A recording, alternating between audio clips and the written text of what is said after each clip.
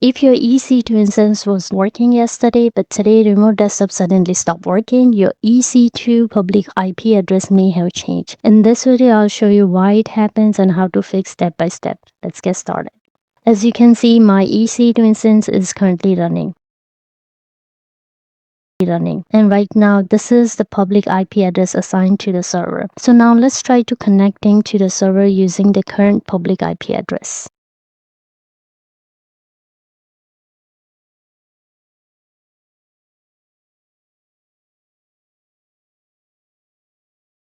Address. As you can see, I'm currently able to connect successfully using the remote desktop. So everything is working correctly right now.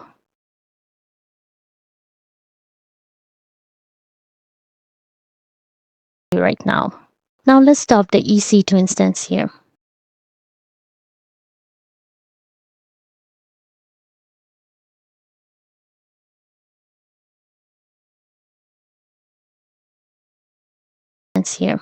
And now we're going to start the EC2 instance again. I'll wait for a few moments for instance state to change back to running.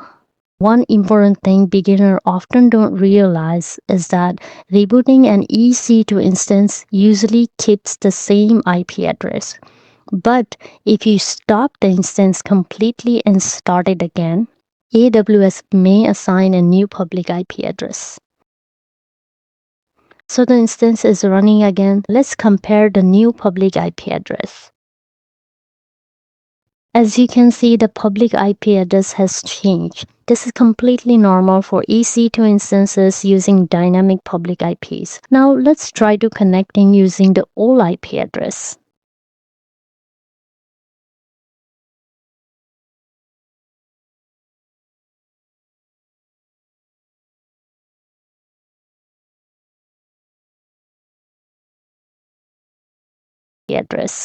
As expected, the connection fails because the old IP address no longer belongs to this server. So now let's use the new public IP address and see if that works.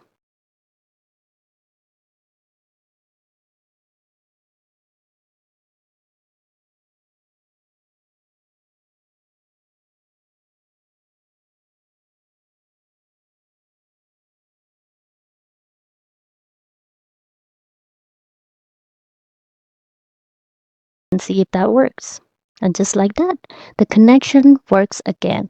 Only the public IP address changed. The username and the password remains exactly the same.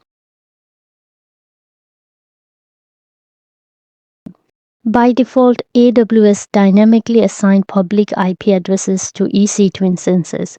So every time you stop and start the instance, AWS may assign a different public IP.